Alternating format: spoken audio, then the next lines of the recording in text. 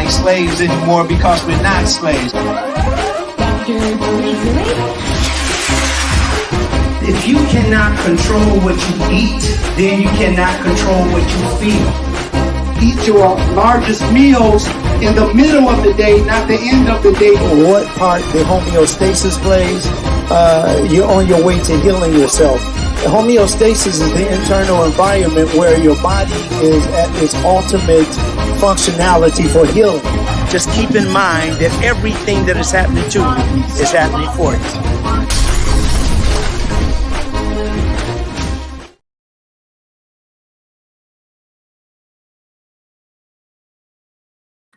All right. It looks like I was on mute again. Hello, everyone. Welcome to the Mind of Nature. I am Carolyn Gentle, and you, again, like I said, is in the Mind of Nature. And today's topic is busting food myths. We're doing part 2. For anyone that wasn't here, you can check the last YouTube video, and you will see part 1. But this is part 2. Thank you all so much for joining us here today. I see Daphne Smith. Hi, Mom, in the comments already. I see Shirley's here. Good morning on this beautiful and rainy day. Yes, rain is beautiful as well. So thank you all so much for joining us. If you haven't already, please subscribe to the YouTube channel, Dr. Farid Zarif's YouTube channel. And right now is a great moment for you to share the stream. We are streaming live on Facebook. We are streaming live on Instagram and, of course, on YouTube. So, Dr. Zarif, go ahead and join me up here today for this wonderful show that we are having. And you're on mute. You're on mute right now. Yeah, I just wanted to see if you were on your toes. Yeah, everybody, it's great to be here today. Thank you very much for being here. Thank you, Carolyn. Always great to see your beautiful smile and welcome everybody this morning. We're going to get you in, get you out. This is the hour of power, and we're going to continue it. It was so great, Carolyn, last week. What was going on? Whoa, really great. So we're going to do part 2, and this is going to be wonderful because it's going to talk about some of the things that we didn't talk about last week, but I'm also going to remind you of some of those things, okay? So watch this hour fly by. Thank you very much for those of you with wonderful comments about our last presentation. Very, very cool. It was just wonderful, and thank everybody for showing up. This is by no means an easy task for anybody. When we're talking about change the way that you're eating, you really have people that are speaking up and saying, look what's going on. I feel better. I look better. I perform better. It's just one of those gifts that you can just start acting a certain way to receive it. You can't just boom up and just be healthy. There's things like getting enough rest again, making sure that you get some exercise. You know, even while you're listening, if you did this until the end of this presentation, you will burn some calories, you know. And it's not just about losing weight. It's not about that, because some people think that. No, this is about the way that you feel. This is the way that your body performs. And this is also about the reduction of the risk of disease and illness and infection and mortality. You see? And that's when it really comes down to it. That's exactly what we're here to do. So, Carolyn, not running you away, or what's going on? No. you know what? I was in the groove. Yes, and I'm like, hey, he's started. He's getting ready. Let's do it, because like you say, that hour really does fly by so fast. Yeah, I know it's time for you to get into it. I got my pen, I got my paper, and I'm ready to take my notes. So, again, just as a reminder, everyone, just share it out. Remember, don't keep Dr. Zarif a secret. Share the live stream. Share it out, and when you're done sharing, put the number 1 in the comments so I can big you up. All right. So, Dr. Zarif, yes, take it away. Oh, okay, everybody. I want you to open up your books. The holy book is called Slaves of the Tongue. And we're going to go on page 155. I was just reading. This is just so that you understand, what food is. And sometimes we go too fast, we go too far, and we really don't understand some of the basic stuff. So I'm going to read from my own book. And for those of you that have your book, you can read along with me here. I just wanted to bring your attention to food and the elements that make up food. So the purposes of food are to promote. Let me just take this off for a little. Just give me 1 second here, everyone. Let me see here. Okay, good. Okay, we're all set there. So let me get right back to this food, the elements, the definition, and the purpose of food, because food is definitely about more than just eating and filling up your tummy. Nurse Shirley is in the house. Thank you so much for being here. Wow. And we got Darcy. What's that? Darciel. Thank you very much for being here. And we have Saint Evanson. We got Saint Evanston 650 is just joined us. So thank you all for being here. I know you can be doing other things, but you're here, and we really appreciate it. So let's go look into this food thing, because when we do this, we don't do this just because we don't have anything else to do. I mean, we're young and we're prosperous, and there's things that we can do. You always places to go and stuff, but we desire to share with you these important factors about what sustains us. Without health, I don't care how much money you get, you jacked up because you're not taking care of yourself. And I meant to say it that way. It's just really a situation that we can do something about. So let me just read this with you just for a second here. And again, we're in the Slaves of the Tongue. This little book is so powerful, but sometimes, wow, you got to just stay on people's heels and say, look, read, study. So here we go. The food elements and the definition and the purpose. The purposes of food are to promote growth, to supply force and heat, and furnish the material to repair the waste, which is constantly taking place in your body. So every breath, every thought, every motion wears out some portion of the delicate and wonderful house in which we live in, the body. And various vital processes remove these worn and useless particles. And we talked about that. We talked about the apoptosis process, where your dying cells are replaced by new cells. So this is an ongoing thing. The various elements found in food are starch, sugar, fats, albumin, mineral substances, and indigestible substances. So food isn't just about sweet or just about the different taste. It's about also the properties that come along with food. Now, you will see in many people, they can look good. This ain't about looking good, because you can look good with just DNA. That's what your mama and your daddy, your grandma, your granddad, that's in your gene pool. But when it comes down to food, we're talking about being healthy so that we can enjoy life at its optimal level. That's what we're talking about.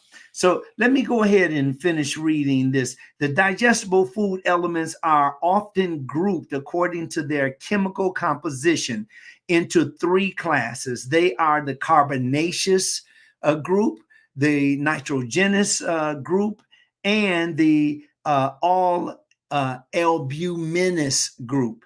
Now, there's a group is called the inorganic group that comprises all the mineral elements. So it's more than just apples, oranges, bread, potato chips, and all that stuff. Now, when you talk about nutrition, you're talking about a science. And this science proves by the many different experimentations, and experimentation, especially talking from a Black point of view, sometimes is scary listening to it, because then we start thinking about Tuskegee, and we think about all those other derogatory stories in our history, and you're like, oh man, I don't want to get into anything this. But when it comes to finding out how food reacts in most people, that's what I'm talking about when I'm talking about science, the evidence, the studies, and so forth. Okay. So we're moving on here. The fats. Fats, this is one of the groups of foods. Now, fats are found in both animal and vegetable foods. Of all animal fats, butter and suet is or are their common examples. Now, I know you're probably saying, what the hell is suet? See, what is that? Is that somebody's name? Well, suet is raw. It's a hard fat of beef, lamb, and mutton. If you don't know what mutton is, that's just another fancy name for sheep. And is found around the loins and the kidneys. Suet has a melting point of 45 degrees Celsius. Now, that's about 113 degrees Fahrenheit, or it can all the way to 50 degrees Celsius, which is about 222 degrees Celsius. And the congelation, that means that this is the breakdown like this. When the congelation is when something is held as a solid, just like saturated fats, for instance. So the congelation for this suet that we're speaking about, this fat, is between 98.6 degrees Fahrenheit, probably identify with that with the normal temperature, the core of the body, and 104 degrees Fahrenheit. So it's a high smoke point, which makes it ideal for deep frying and pastry production. And a lot of times you see baked goods and it looks so good and delicious, and like this couldn't harm me. But it has so much saturated fat in it because of shelf life, and also to keep it at a certain texture, like soft. Suet is saturated fat that is used in many traditional British recipes, such as steamed puddings, pastry, and sweet mincemeat.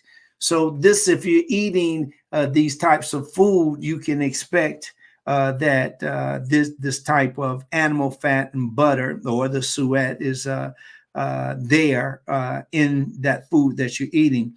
Now, in vegetable form, fat is abundant in nuts and peas and beans, and in several types of grains, and in a few fruits, as olive, and also as avocado. These are actually fruits.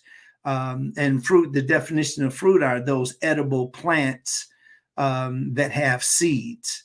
Okay, that's what fruit is. Now, I know some people are, man, how about seedless and how about seed? Well, that is, when we talk about some of the things, we talked a little bit about GMOs and how they're produced and so forth. That's,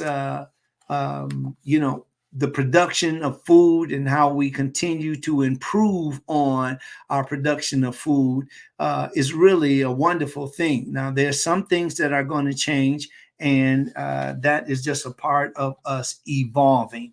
We just don't want to devolve. Food and its element purpose. This is something that I wanted to read. Remember, I'm reading from Slaves of the Tongue here. And if you have your book, you read the book. I appreciate you buying it, but read the book. You can get this on drzarif.com. If you have this book, this will be the only book that you need. I won't say that. This will be one of the books that you need, because there's some great other books that, especially psychologically speaking, and I use this references as I use the food knowledge as a therapeutic measure.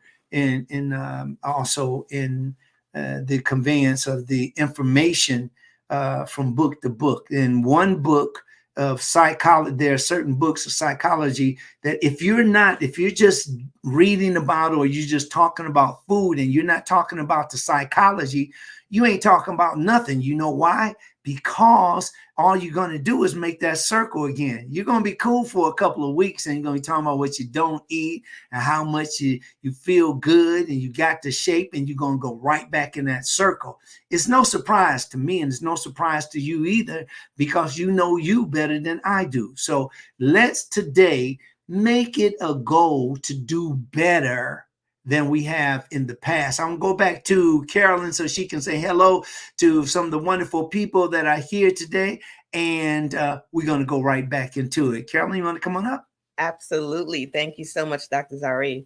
And when I started off, really, I wanted to say Happy Women's History Month. How could I forget? Well, actually, I didn't forget, but Happy Women's History Month.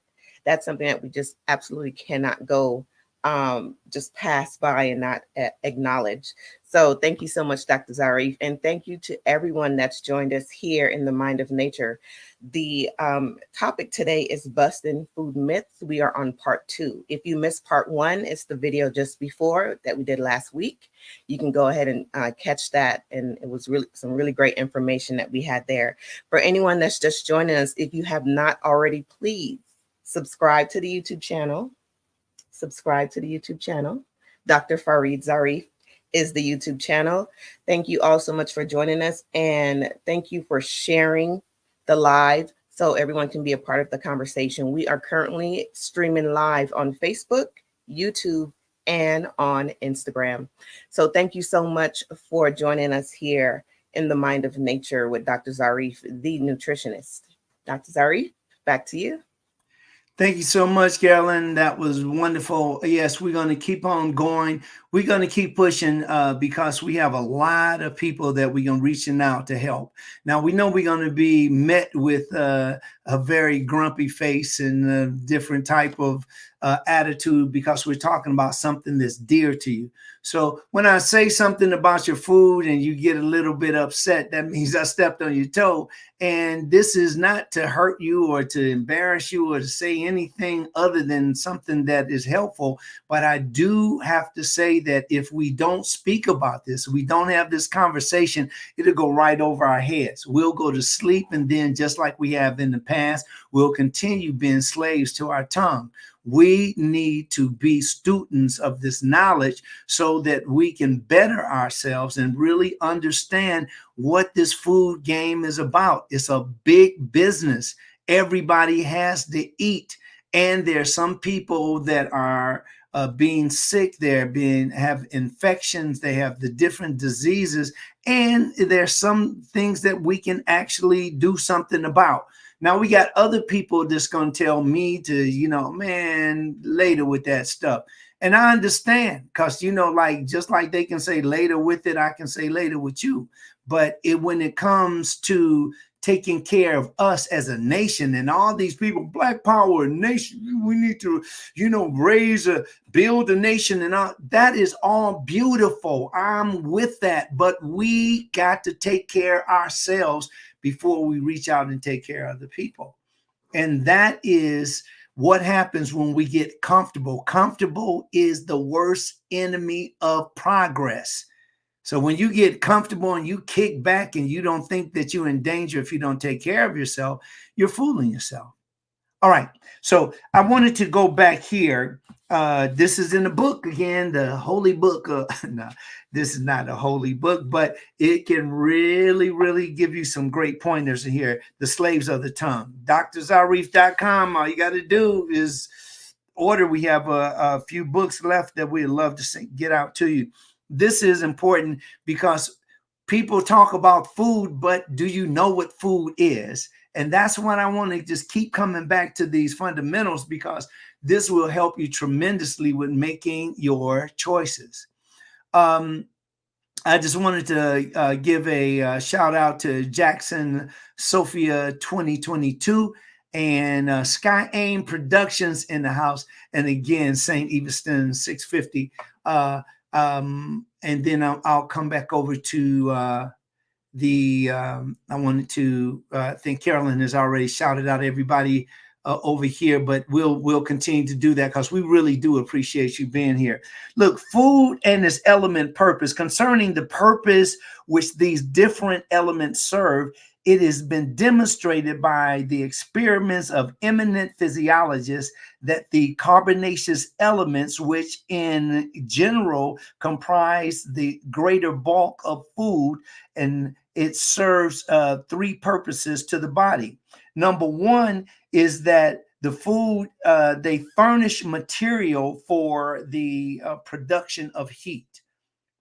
And that's good to hear, especially when you're in the cold regions of the nation or the world now. Number two is they are a source of force that taken in connection with other food elements. When you eat foods along with other foods, they are a source of force, power. Number three, they replenish the fatty tissues of the body. This is very important. Of the carbonaceous elements, there's starch and there's sugar and there's fats. And fats produce the greatest amount of heat in proportion to quantity. That is, more heat is developed from a pound of fat than from an equal weight of sugar or starch. But this apparent advantage is more than counterbalanced by the fact that fats are more difficult on the digestion than are the carbonaceous elements, and if relied upon to furnish adequate material for bodily heat, would be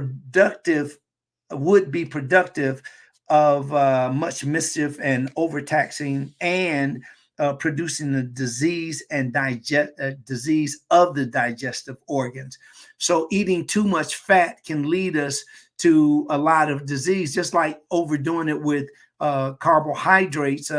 We could also, especially starchy, the spaghetti, the noodles, the macaroni, all of that is broken down to sugar, and we start to eat this sugar on a continuous basis. And guess what? Then we're looking at type 2 diabetes.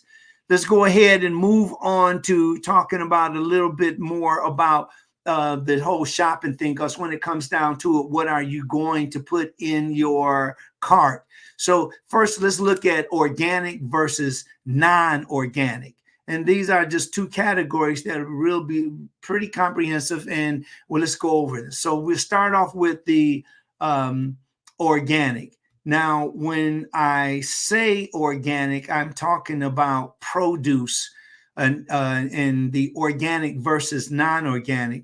But when I talk about conventional, you hear conventionally grown, that's when we're talking about synthetic, or we're talking about the chemical fertilizers. Organic produce grows with natural fertilizers, the manure and the compost. Also, weeds are controlled naturally. Crop rotation, hand weeding, mulching, and tilling, or with organic approved herbicides. On the other side of that, you have the weeds. When it comes to the weeds, they're controlled with the chemical herbicides. And what we've learned about chemical herbicides is that, especially if you are with child, if you're carrying a baby, if you're pregnant, this can endanger the birth of the child by getting too much of that pesticide, herbicide, and the different chemicals that they spray on different the crops can definitely endanger the life of your child. Some children are born, but they're born with so many defects, so many being deformed, so many compromisations, not having a fully developed arm or sight or damage to the brain. And all of this comes from just throwing anything in the human body.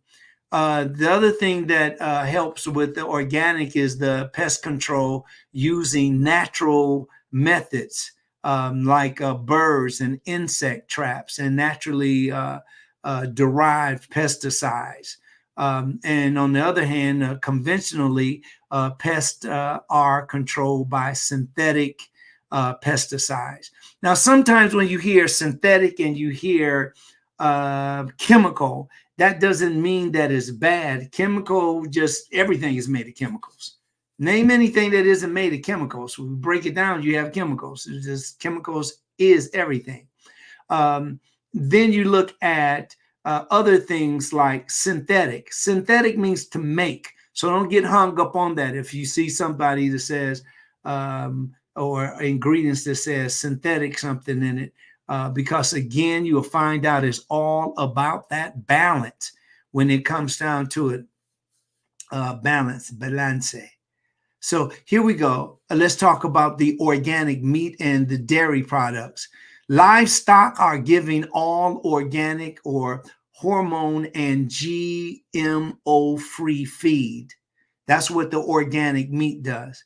And the conventional meats, livestock are giving growth hormones for faster growth, as well as non-organic chemicals. The organic meat, the disease is prevented by natural methods such as clean housing, rotational grazing, and healthy diet. But the conventionally raised meat, the antibiotics and the medication are used to prevent livestock disease. So it is known, you probably already know this, that more antibiotics are used for cattle or livestock than they are used for humans. So yeah, I know we have antibiotics too, but when it comes to the livestock, it's used more for livestock. Livestock must have access to outdoors. And that's really when we're talking about chickens and turkeys. And when we're talking about the different types of meats that the livestock that they are raising today is not like the livestock of yesterday, especially when it comes to eggs and chicken. Those are now today are raised indoors in a factory, and they are by the millions. Whereas livestock may, conventionally, livestock may or may not have access to outdoors. And that's the kind of foods that we are constantly eating. Okay, so I'm going to stop there and see if there are any questions. Maybe I should give you like an indication or some kind of definition of GMO free first. Start off with, first of all, the GMO, genetically modified organisms. They are also called genetically engineered foods, are plants whose DNA has been altered in ways that cannot be that or cannot occur in nature or in traditional crossbreeding, most commonly in order to be resistant to pesticides or to produce an insecticide.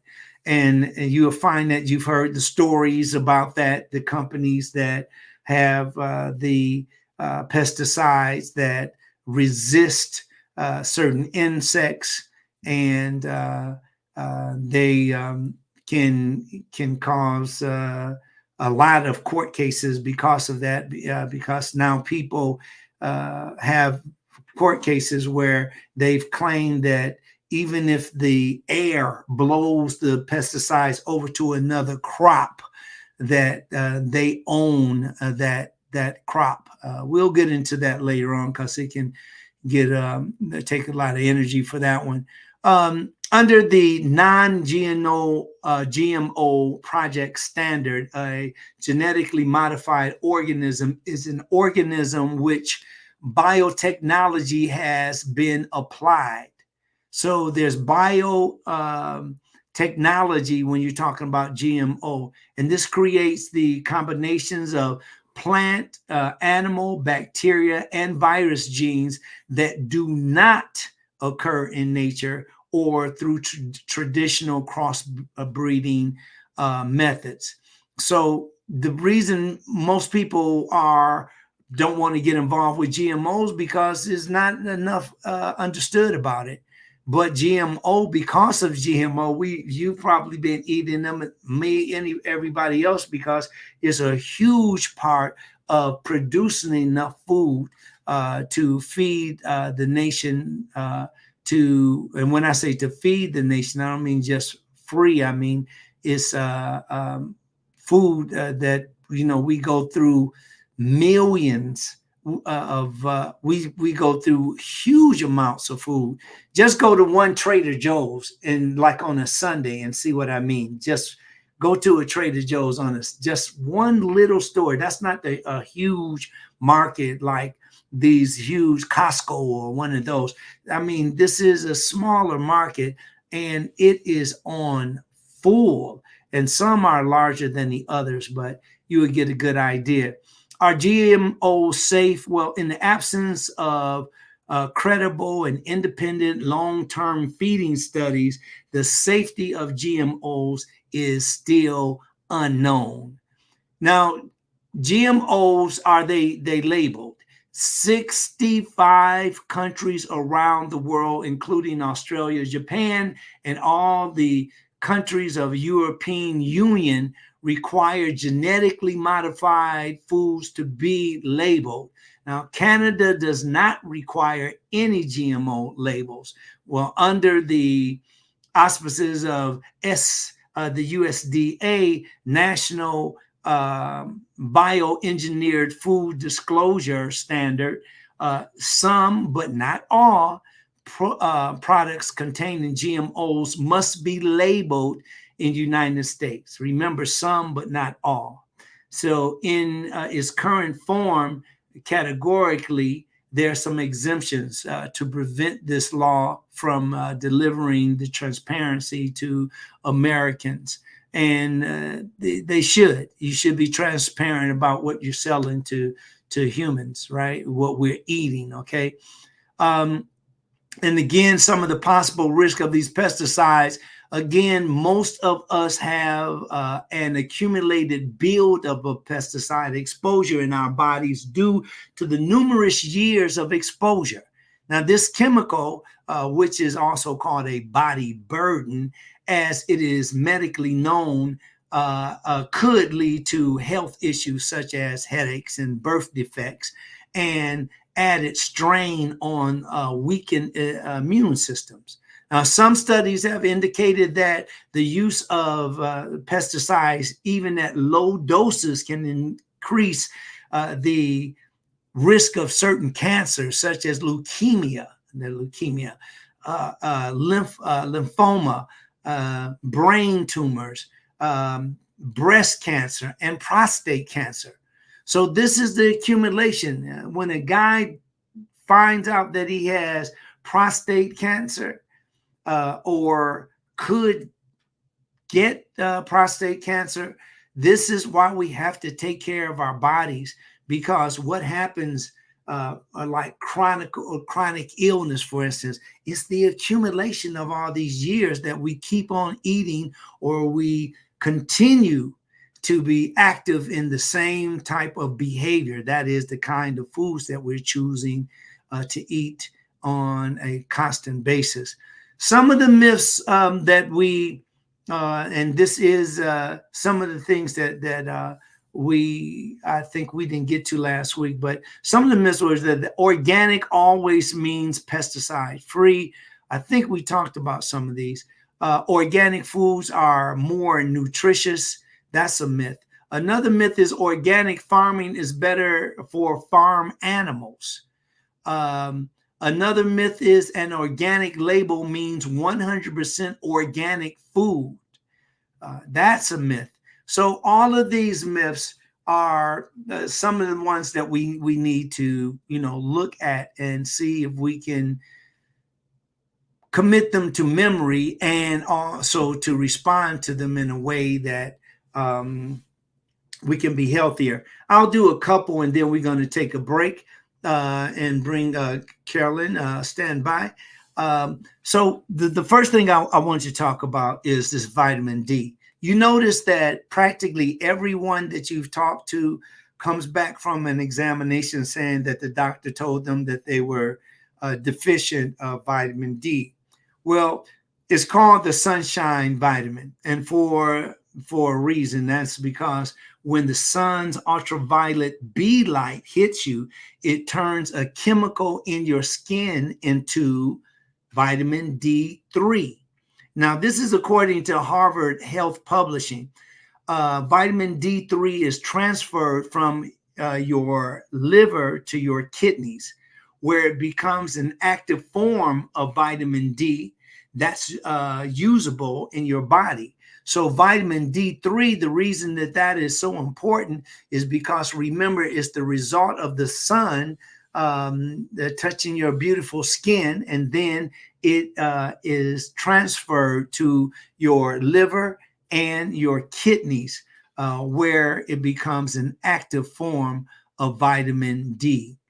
Vitamin D is super important. Some people say having low vitamin D is linked to a bad mood. Well, vitamin D seems to play a role in the production of serotonin. And serotonin is a hormone that helps regulate mood and sleep. And this is per Stanford University. There are correlations between low vitamin D levels and mood disorders. So you see, again, is back to the balance. The balance is all about not overdoing it and not underdoing it. So I'm going to stop it right there. Carolyn, you want to come on up and let's reset and move from there. Absolutely. Thank you so much, Dr. Zarif. Great information. Thank you all so much for joining us here today in the Mind of Nature. The subject today is busting food myths. We are on part 2. We did part 1 last week. So for anyone that missed it, please check the video from last week. So we started off with part 1. Now we are on part 2. Thank you all so much for joining us here today. Thank you for sharing. If you have not already, please subscribe to the YouTube channel. The YouTube channel is Dr. Farid Zarif. Also, I dropped the link in the chat here for anyone that is interested in purchasing Dr. Zarif's book, Slaves of the Tongue. The link is right there in the chat. So you'd be able to get that. Also, there is a question here, Dr. Zarif, on Instagram from Sophia. Hi, Sophia. How are you? Jackson Sophia 2022. And the question she's asking is, so are the organic eggs okay to eat? I might eat. She may eat them once or twice a week. So that was one question that I saw over on Instagram from Sophia. So just want to go ahead and throw that question out there for you. Thank you. Yeah, well, let's go ahead and tackle that right away. Yes, eggs that are organic and those that are conventionally raised, there's a big difference. The difference is the way that they're raised.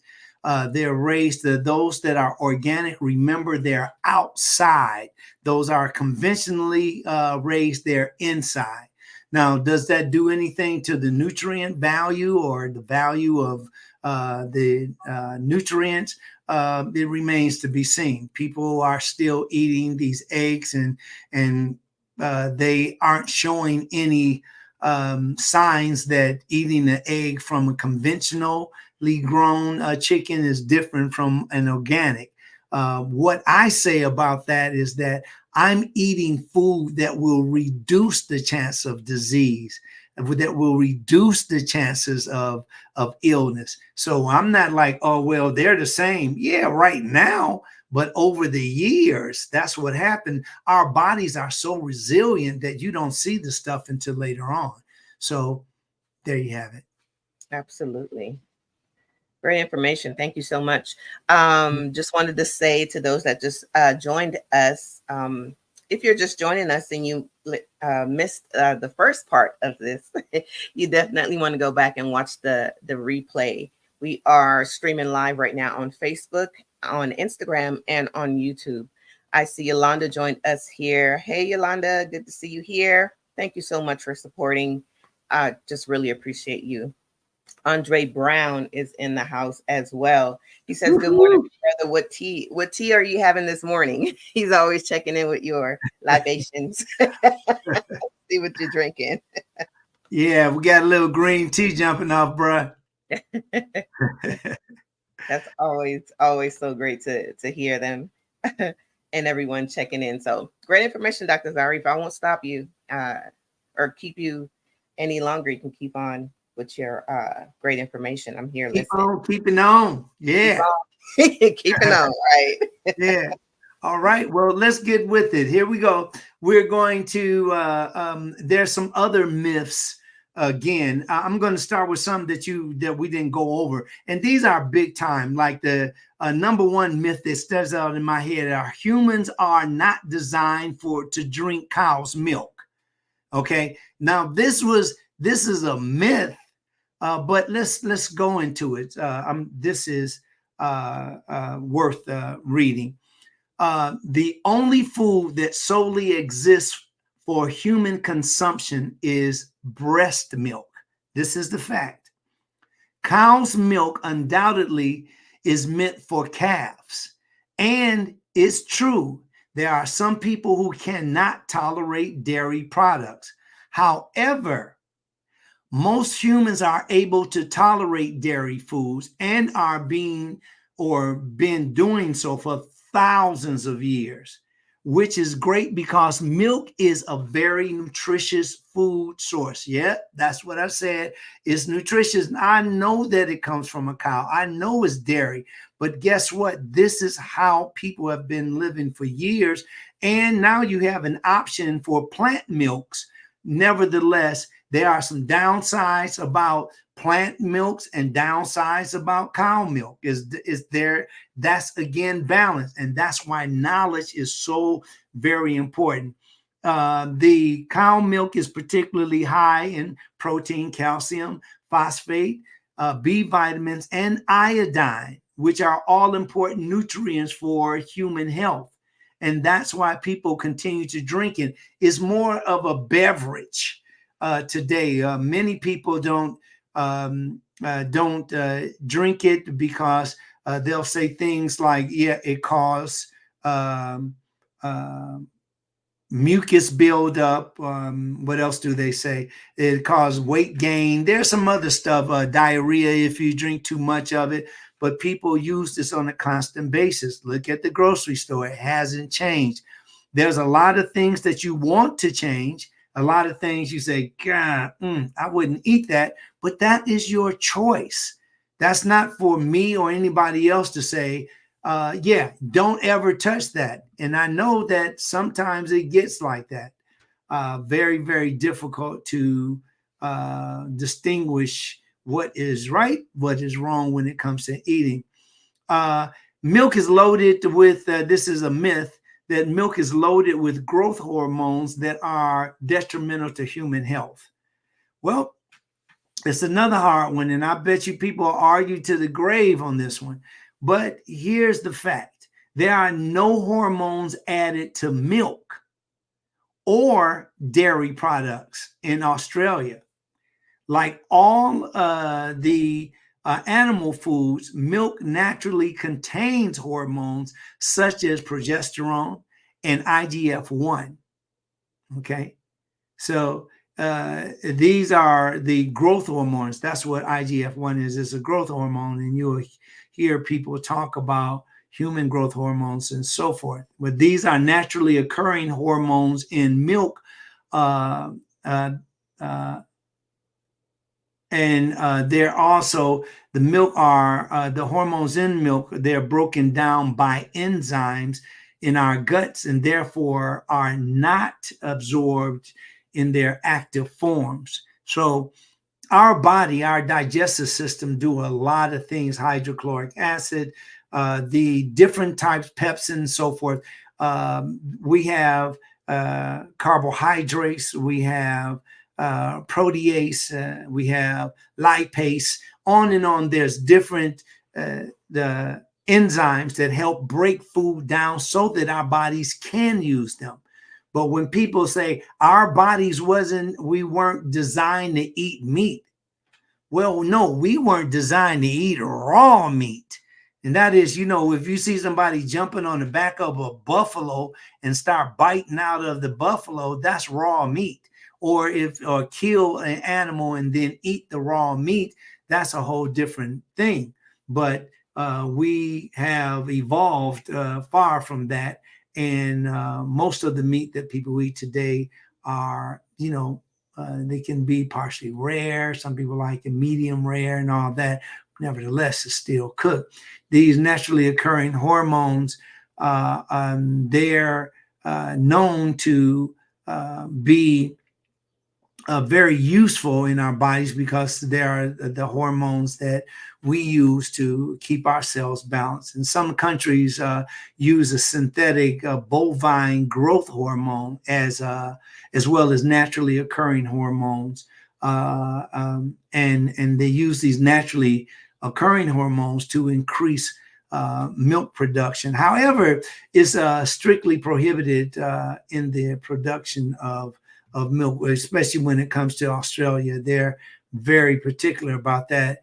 I don't know exactly in USA if that is still allowed, but I think it is, and you just should be aware of it. Low-fat milk has sugar added to it. Now, that is a myth, because the fact is that sugar is not added to plain low-fat milk. Now, there are some kind of milk combinations where there's different types of dairy drinks out on the market, but those, most people drink those because they're light, they're low in calories, they're a source of protein and calcium, and they also they're sweetened also, and they're sweetened by, now you have lactose in sugar, but it doesn't make the sugar sweet. And sometimes people or the manufacturing companies do add to the milk. Okay.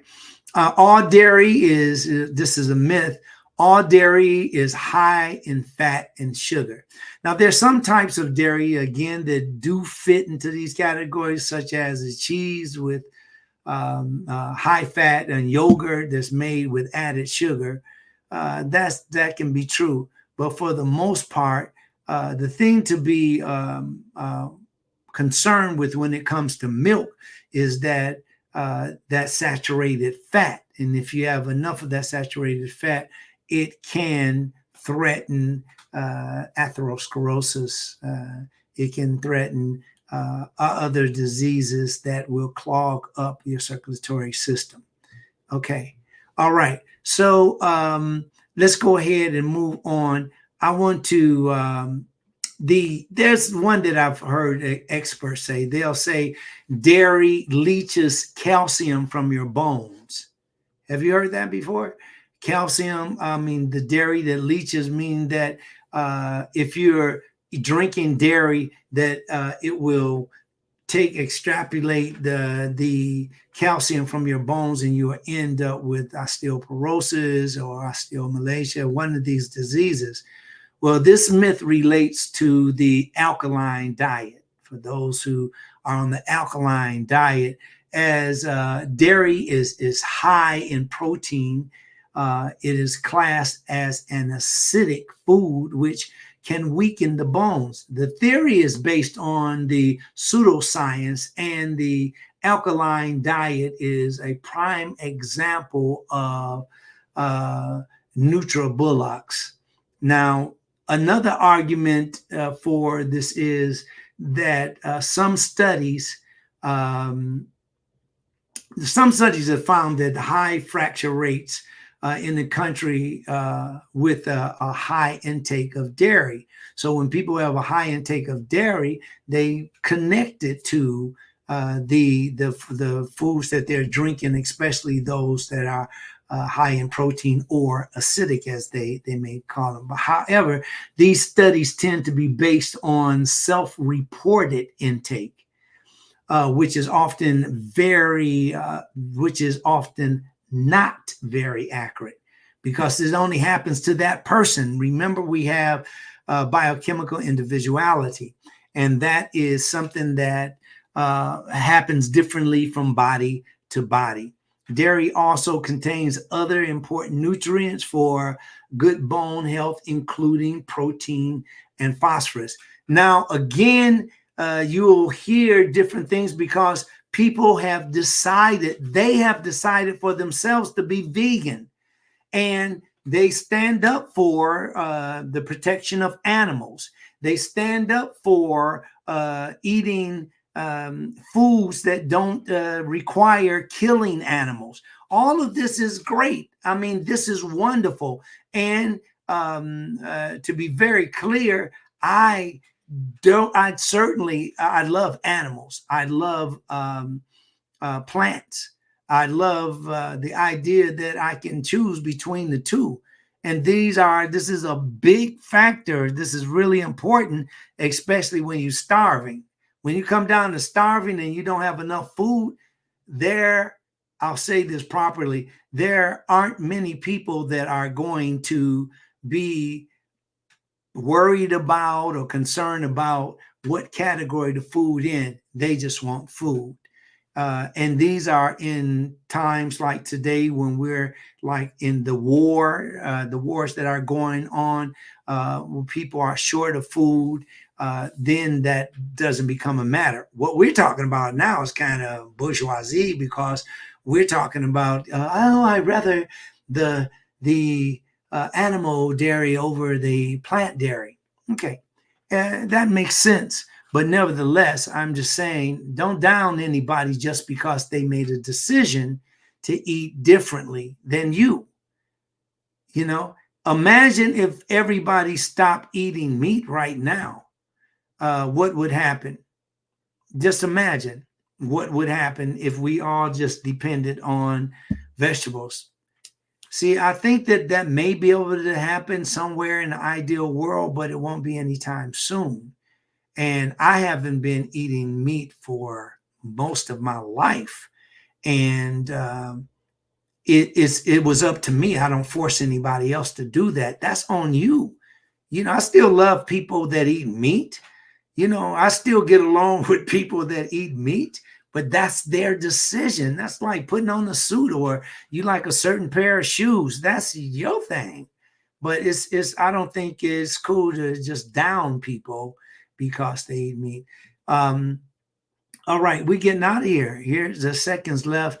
I want to thank everybody for talking about some of these natural and unnatural ways of eating and how they affect us, and some of the nutritional facts that we went over. You know, we got to change this, because right now the unreliable sources of nutrition and diet advice comes from celebrity nutritionists, comes from people that's not even in shape themselves. How are you going to tell me what to eat, how to work out, how to get rest, and you're not even doing it yourself? That's not cool. Okay, so you have these celebrity nutritionists, people that are celebrities, they're telling you, and you're like, ooh, you're eating it up because they're celebrities. Yeah, I mean, I love entertainment too, but when it comes to taking care of myself, how are you qualified to tell me how to take care of myself? And you're just a fantastic vocalist, or you're a fantastic pianist, or whatever the thing that you do. You see what I mean? So it's good to have that in your mind, that you eat a certain way and you drink certain things. But a celebrity nutritionist is not a nutritionist, is not a person that specializes in nutrition. So you need a person like a person that is qualified, certified, years of studies, has different licensures, things of that nature, to prove that they've been in the category working for a very long time, and they're qualified to help you make your decision. Also, gym trainers, the same thing, because they have muscles and you know, they're flexing. People think that that's a reliable source of nutrition and diet advice. And then family elders.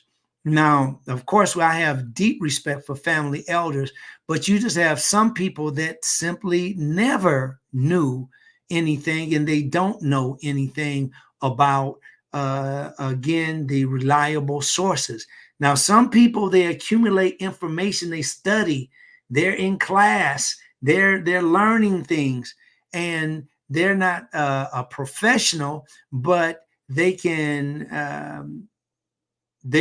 have leads, and they have really credible sources, such as they may follow CDC, USDA, NIH, and so forth, and find out more information about the way that they eat, the way that we eat. And lastly, the people who've lost weight themselves, they're always going to tell you, this is how I did it. Remember, that's the way they did it. I got to go. I'm going to bring Carolyn on up. It's right now 8:59, and I think this is going to be our first day on time. Woo! Congratulations and keep it up. Just great information, Dr. Zarif. Thank you so much for that. For everyone here joining us, thank you so much. Denise Kane has a question in the chat. And let me see here and bring it up. What other source of vitamin D are good to consume? Yeah, vitamin D3 has been the best. Although part of vitamin D is people do use other vitamin D and vitamin D2. I suggest vitamin D3 because that's how the sun converts the connection of the sun on our skin converts into or changes into vitamin D3. Great. And Miss Chabelle is here. She is in the house. Denise Kane and Michelle at the same time. Angels. Absolutely. She wanted to know, have you guys touched bases on refined sugar? Yes, well, we can do that right fast, Michelle.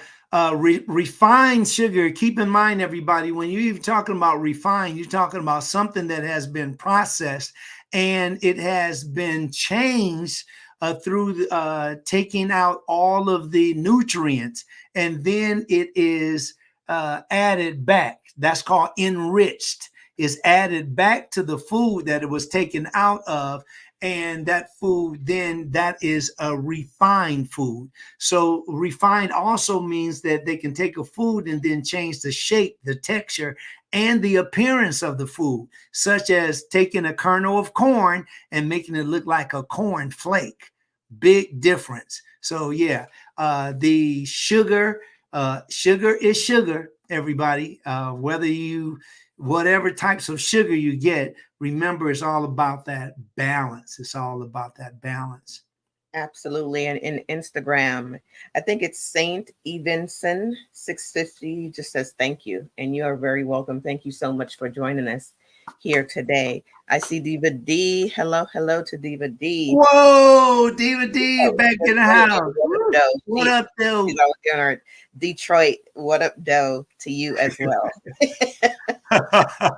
What up, though, to you as well. Hey, we miss you, Diva D. You need to, come on.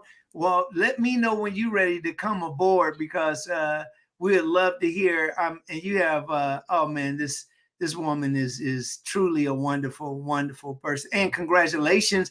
You are about to graduate and get your doctorate in theology. So let's give it up for Diva D. Yeah. All right.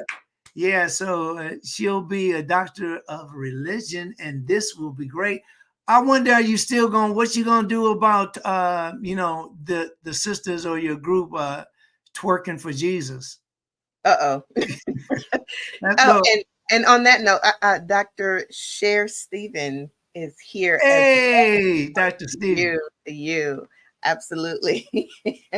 And again, thank you to everyone that joined us here in the Mind of Nature. Happy March and happy Women's History Month as well. Just remember that we are important, and thank you all so much for joining us here in the Mind of Nature. Dr. Zarif, do you have any closing remarks before we shut down? Yes, thank you so much. I know that we just had a month of Black History, but let me say that please don't stop acting wonderfully just because the month is over. Let's continue to treat each other respectfully and continue to support each other. I am definitely pushing this book. This book is really, the more I read it, the better I feel about it. You know, of course, I'm sensitive about it because I wrote it. But the book, this is so wonderful, and a lot of you have it already. Slaves of the Tongue, drzarif.com. I'm telling you, I started off this presentation with that, and we need to get that and start reading. This will help you tremendously, and you won't have to like, I wonder this, I wonder that. Let me just show you this. These are just some of the things in our table of contents. Life-changing food factoids.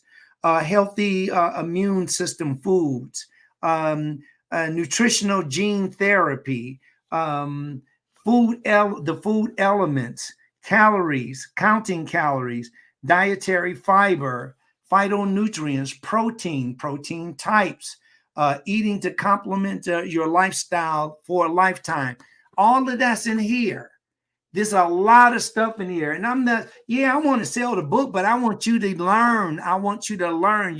If you did this, and all of us brought this book on the 8 a.m.s when we meet up, let me tell you, you would just speed up the knowledge, and you would retain more. So get that, because some days I'm going to say, pull out your books and let's go to. You see, Yeah, that'd be great. Beautiful. Absolutely. So just want to thank everybody. Thank you so much, everybody. Those people that came on. We got the Facebook thing happening, YouTube happening, Instagram happening. Is all beautiful. Thank you very much for being here, and spread the news, everybody. Kendra Waldman, thank you very much for joining us. LA Charlie Wilson is in the house. Yeah. And then we have also Jackson Sophia. Thank you very much for all of you being here. Pass the news. Let people know. Let them know. And please, if you haven't already, make sure that you become. And thank you for those of you that we're up in the hundreds now. Yeah. Thank you so much, everybody, for getting a subscription and becoming followers. And liking, and we're doing way better on comments. If you haven't done that yet, we'll appreciate every moment that you take to do it. Thank you so much. Carolyn Gentle, as always, my highest respect. You know, thank you so much. You're very welcome.